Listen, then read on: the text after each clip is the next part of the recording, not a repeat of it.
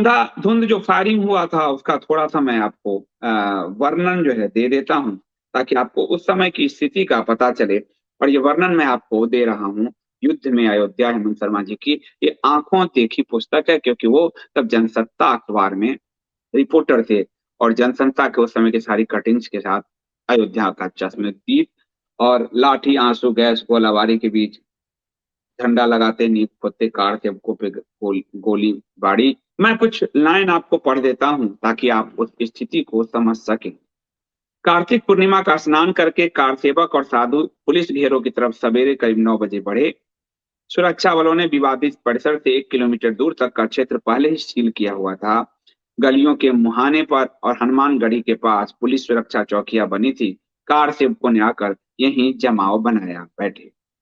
सुरक्षा बलों के खदेड़ने पर कार सेवक वहीं पर बैठ जाते। भीड़ जमती देख आईजी जोन जीएल शर्मा ने मातहत अधिकारियों से कहा, सरकार के साफ निर्देश हैं, भीड़ किसी भी कीमत पर सड़कों पर नहीं बैठेगी। सरकार यानी मुलायम सिंह यादव मुख्यमंत्री थे। आईजी के इस निर्देश के बाद सुरक्षा बलों ने आंसू गैस और लाठी चार्ज कर कार सेवकों को भगाने का प्रयास किया, मगर कार सेवक डटे रहे। अर्धसैनिक बल बिना चेतावनी के गोली चलाने लगे। चेतावनी भी नहीं दिया गया और अर्धसैनिक बलों ने गोलीबारी शुरू कर दी, बिल्कुल जालियांवाला बाग की तरह। गली कूचों में दौड़ा दौड़ा कर कार सेवकों को निशाना बनाकर गोलियां दागी गई। दौड़ा दौड़ा कर घर में जो छुप जाते थे, वो घर से निकाल कर गोलियां मारा जाता था। गोलीकांड ऑपरेशन का संचालन IG zone GL Sharma, SSP Subhash Joshi, CRPF के उप कमांडर उस्मान उस्मान और जोशी, शर्मा, उस्मान और 58वीं बटालियन के उप कमांडर धर्मेंद्र भुल्लर कर रहे थे। यानी हिंदू भी थे, मुस्लिम भी थे, सिख भी थे। मार रहे थे कार सेवकों को, इसमें तीनों ही थे। प्रशासन का यह ऑपरेशन इतना बर्बर और निर्मम था कि घायलों को उठाने तक की कार सेवकों को इजाजत नहीं थी। नहीं पुलिस बल घायलों को खुद उठा रहे थे। घायल सड़कों पर तड़प रहे थे, कोई उनको उठाने वाला नहीं था। इस निर्मम गोलीकांड में जो मरे उनमें 5 लोग दंत धावन कुंड में, 3 खाकी अखाड़े में, 3 हनुमानगढ़ी पर, 1 रामबाग में, 3 लोग अलग अलग घरों में, 2 लाशें कोतवाली के सामने, 5 कार सेवकों की लाश उनके साथ ही उठाकर ले गए। अंधाधुंध फायरिंग बिना मजिस्ट्रेट के आदेश के हुआ था। फायरिंग के बाद सीआरपीएफ ने जिला मजिस्ट्रेट राम शरण श्रीवास्तव से गोली चलाने के आदेश पर दस्तखत करवाए। सीआरपीएफ का जो उप कमांडर थे उस्मान थे और जिला मजिस्ट्रेट फायरिंग करने के बाद मजिस्ट्रेट से सिग्नेचर करवाए गए। पहले फायरिंग में लोगों को मार दिया गया। कानून कहता है कि जब तक आपको मजिस्ट्रेट आदेश नहीं देता आप गोलीबारी नहीं कर सकते, लेकिन गोली मारकर लोग कार सेवकों को, हिंदुओं को मारकर फिर उस पर सिग्नेचर करवाए गए। जब गोलियां चल रही थी तब जिलाधिकारी बेचैन थे। उन्होंने अधिकारियों से कहा, मैं नहीं समझ पा रहा हूं कि किस तरह कितने लोगों को मारा जाएगा। जिलाधिकारी बेचैन थे कि क्यों मारा जा रहा है लोगों को, लेकिन कोई सुनने को तैयार नहीं था। गोली चलाने के आदेश पर जबरन दस्तखत जिलाधिकारी से करवाया गया। जिलाधिकारी उसी रात छुट्टी पर चले गए। फैजाबाद के आयुक्त मधुकर गुप्ता तक यह बताने की स्थिति में नहीं थे कि कितने राउंड गोली चलाई गई है। हनुमानगढ़ी चौराहे पे सबसे पहली गोली 10:30 बजे चली। उसके बाद फिर अंधाधुंध फायरिंग में पुलिस ने मंदिर, अखाड़ों की पवित्रता का भी ध्यान नहीं रखा। मंदिर में घुस घुस कर कार सेवकों को मारा गया। मंदिर में घुस घुस कर कार सेवकों को मारा गया। रामनामी दिगंबर अखाड़े में घुसकर साधुओं पर कई राउंड गोलियां चलाई गई। साधुओं में त्राही त्राही मच गई। फायरिंग के वक्त सीआरपीएफ के कुछ जवान रो रहे थे। कमांडर उस्मान का आदेश था, लेकिन सीआरपीएफ के जवान रो कर गोली चला रहे थे, रो रहे थे। कई ने अपनी बंदूक रख डंडा उठा लिया था कि मैं बंदूक नहीं उठाऊंगा। अखाड़े में घुसने के बाद डीआईजी रेंज जीएल शर्मा ने सीआरपीएफ की टुकड़ी को लौट जाने को कहा। सीआरपीएफ के एक डिप्टी कमांडर संपत सिंह ने तैश में आकर कहा, सर अब हम पीछे नहीं हटेंगे, हमने कामयाबी हासिल कर ली है, अब हम मंदिर और अखाड़ों को खाली कराकर ही लौटेंगे। ये कमांडर संपत सिंह थे। 1857 की जब आप देखेंगे विफलता, उसमें आपको सिख हिंदू भी गोली चलाते दिखेंगे। तो आपको इसमें सब दोषी हैं, इसमें सब दोषी हैं। डीआईजी पीछे हो गए, टुकड़ी ने अंधाधुंध गोली चलाई। एसएसपी की चेतावनी के बाद भी वहां से लोग नहीं हट रहे थे। राजस्थान के श्रीगंगानगर से आया एक कार सेवक, जिसका नाम पता नहीं चला, गोली लगते ही गिर पड़ा और उसने अपने खून से सड़क पर लिखा सीताराम। ये उस समय का माहौल था। सड़क पर गिरने के बाद सीआरपीएफ की टुकड़ी ने खोपड़ी में उसके गोली मारी। वैसे बूटों से रौंद कर गोली मारी जाती है, उसने सीताराम लिखा और उसके खोपड़ी में गोली मारी गई। तुलसी चौराहे के कत्लेआम के बाद पुलिस ने कोतवाली के सामने बैठे कार सेवकों पर गोली चलाई। कार सेवकों की यह भीड़ 1 घंटे से सड़क पर बैठकर राम धुन गा रही थी। वो कोई विरोध नहीं कर रहे थे, कोई हिंसा नहीं कर रहे थे, वो भगवान राम के भजन कर रहे थे। फिर उनको घेर कर मार दिया गया, सबको गोली चलवाई गई। कोतवाली के सामने वाले मंदिर का पुजारी वहीं ढेर हो गया। रामबाग के ऊपर से एक साधु आंसू गैस से परेशान लोगों के लिए बाल्टी से पानी फेंक रहा था। सुरक्षा वालों ने उसे भी निशाना बनाया। गोली लगते ही साधु छत से नीचे टपक गया। फायरिंग के बाद सड़कों और गलियों में छितरे शवों को छुपा छुपा कर कार सेवक उठा ले रहे थे।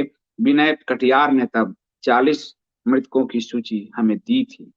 देर शाम तक अयोध्या में मरघट का सन्नाटा था। चौतरफा शोक और उत्तेजना थी। इस फायरिंग के बाद फैजाबाद का आम नागरिक सड़क पर उतर आया। तब जो सूचना थी 54 लोगों के मारे जाने की, जिसमें अयोध्या में मारे, उसके अलावा 54 लोग अयोध्या में, 24 गुजरात में, 13 बिहार में, 4 कर्नाटक में, 6 आंध्र प्रदेश में, राजस्थान में 2, जो है इतने लोगों की तब सूचना थी मारे जाने की। फायरिंग के बाद आम नागरिक सड़क पर उतर आए। आगे आगे बच्चे और महिलाएं थी। यह भीड़ कमिश्नर के घर में घुस गई। वहां सुरक्षा बल काफी कम थे। भीड़ पूछ रही थी, कार सेवकों पर तुमने गोलियां क्यों चलाई? उनका कसूर क्या था? बड़ी मिन्नतों के बाद कमिश्नर भीड़ को लौटाने के लिए मना पाए। फैजाबाद के विकास अधिकारी प्रकाश झा ने कार्यवाहक जिलाधिकारी का चार्ज लिया। सड़क पर जो है अफसरों की पत्नियां उतर आई। जितने अफसर थे उनके पत्नियां उतर आई और उन्होंने कमिश्नर का घेराव किया। महिलाएं पूछ रही थी, निहत्थे कार सेवकों पर तुमने गोलियां क्यों चलाई? कमिश्नर बोले, सरकार का आदेश था। महिलाओं ने कहा, वे मुख्यमंत्री के अलोकतांत्रिक आदेश को क्यों मान रहे हैं? महिलाओं ने कमिश्नर से कहा, वे गोली की भाषा बंद करें। एक एडीएम की पत्नी ने कहा, आप मजिस्ट्रेटों पर दबाव डालकर गोली चलाने के आदेश पर दस्तखत क्यों करवाते हो? आपने ऐसा क्यों किया? कमिश्नर मधुकर गुप्ता ने कहा, मैं क्या करूं, ऊपर के आदेश हैं, वो बसों को तोड़ रहे थे। तो महिलाओं ने कहा, बस तो दोबारा बन सकते हैं, लेकिन जिनकी गोद सुनी हो गई है, जिनकी मांग सुनी हो गई है, उसका क्या? मुख्यमंत्री ने सिर्फ यही ऐलान किया था कि एक परिंदा भी पर नहीं मार सकता, लेकिन आप लोगों ने चापलूसी में निहत्थे लोगों को गोलियों से भून दिया। अधिकारी की पत्नियों ने कहा कि मुख्यमंत्री ने तो सिर्फ ये कहा था कि कोई परिंदा पर नहीं मार सकता, पर आप लोगों ने तो चापलूसी में निहत्थे लोगों को भून दिया। ये शब्द इसलिए याद करने हैं कि आज ब्यूरोक्रेसी में बड़े पैमाने पर मलिच्छ समुदाय भरे जा रहे हैं, बिना ये समझे, बिना इतिहास को जाने कि वो क्या कर सकते हैं, वो क्या कर सकते हैं। वैसे तो अधिकारी हिंदू भी होता है तो वामपंथी हो जाता है नौकरशाही में जाके, और आप देख रहे हैं कि वो झा हो, मिश्रा हो, गुप्ता हो, सब गोली चलवा रहे थे। ये स्थिति तो है ही, लेकिन जब मलेच्छ को आप भर देंगे तो उसके बाद क्या स्थिति होगी? अगर ऐसी होगी, ये अधिकारियों की पत्नियों ने कहा कि मुख्यमंत्री ने सिर्फ कहा था कि परिंदा भी पर नहीं मार सकता, आप लोगों ने चापलूसी में निहत्थे लोगों को भूनना शुरू कर दिया।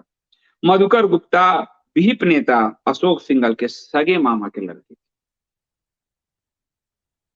ब्यूरोक्रेसी आपके हिंदू परिवार से भी आता है तो वो आपका नहीं है। इस बात को समझने के लिए समझिए कि कमिश्नर मधुकर गुप्ता अशोक सिंघल के सगे मामा के लड़के थे। अशोक सिंघल के सगे ममेरे भाई थे।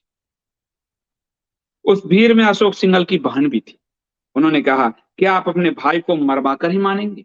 अशोक सिंघल घायल थे, सर फूटे हुए थे उनके, उनपे भी लाठीचार्ज हुआ था और बाद में मधुकर गुप्ता केंद्रीय गृह सचिव बनाए गए थे। उसके बाद इसमें एक और बात आया है कि जब बीपी सिंह ने बात की आडवाणी से, कार सेवा के बारे में कि तो उन्होंने कहा राम मंदिर से हमारा कोई नहीं, आप बीप से बात कीजिए, ये हमारा एजेंडा नहीं है। राम मंदिर आज जो आपको कह रहे हैं संघ प्रमुख कि हमारे एजेंडे में नहीं है, और हम अपनी मर्जी मतलब अपने प्रकृति के विरुद्ध, अपनी प्रवृत्ति के विरुद्ध जाकर हमने ये इस आंदोलन में हमने भाग लिया। ये उस समय के दस्तावेज में भी कि अडवाणी जी से जब कहा वीपी सिंह ने कि इस चीज को रुकवाइए, तो उन्होंने कहा ये मेरे हाथ में नहीं है, मैं इसमें नहीं हूं, और आप विप से बात कीजिए, ये हमारी पार्टी का एजेंडा नहीं है, ये अडवाणी जी ने कहा। एक बात। दूसरी बात कि अभी जो शंकराचार्य स्वरूपानंद सरस्वती जी गुजरे हैं, जिनको गाली दिया जा रहा था अभी, 30 अप्रैल को फैजाबाद जाते हुए शंकराचार्य स्वरूपानंद सरस्वती को मुलायम सिंह यादव ने गिरफ्तार करवा लिया था। आजमगढ़ में गिरफ्तार कर शंकराचार्य को चुनार के किले में नजरबंद कर दिया गया था। मंदिर आंदोलन में किसी शंकराचार्य की पहली गिरफ्तारी थी, तो मंदिर आंदोलन में शंकराचार्य भी गिरफ्तार हो चुके हैं, ये आज की पीढ़ी को नहीं पता है। मंदिर आंदोलन को लीड कर रहे थे महंत अवेद्यनाथ, वो योगी आदित्यनाथ के गुरु हैं, और आपको उनसे आप लोग परिचित हैं। तो बहुत सारे लोग उसमें साधु संत और बाकी सब भी थे, लगे हुए थे। और उसके बाद जो है संघ के एक स्वयंसेवक थे कौशल किशोर, मुख्यमंत्री मुलायम सिंह यादव ने जो है उनका इस्तेमाल किया, संघ के कौशल किशोर का। वो संघ के सह बौद्धिक प्रमुख थे और मुलायम सिंह के करीबी थे, यानी सब के नंगे हैं, मैं आपको लाइन बता रहा हूँ। और मुलायम सिंह ने उनको साधा, वो गए और वहां जाकर गोलियों के बाद जो निराश कार सेवक बैठे थे उनके बीच जाकर कहा कि कार सेवा अब स्थगित की जाती है, यानी अब जो है उन्होंने कहा जाके घोषणा किया बीच में कि कार सेवा स्थगित की जाती है।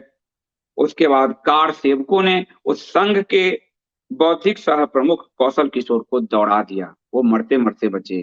कार सेवकों ने कहा गोली हमने खाई है या तुमने खाई। कार सेवकों का उग्र रूप देखकर विनय कटियार ने कहा आपसे किसने कहा कार सेवा स्थगित कराने के लिए। उन्होंने कहा अब यही आदेश है। किसका आदेश है? विनय कटियार ने कहा कि मुझे सिर्फ अशोक सिंघल और मोरोपंत पिंगले का निर्देश मैं मानूंगा, आपका नहीं। यानी स्वयं संघ का एक बड़ा पदाधिकारी भी मुलायम से मिलकर कार सेवकों को कैसे कर रहा था, ये आपको मैंने बताया। अडवाणी जी कैसे हाथ खड़े कर रहे थे, ये आपको मैंने बताया।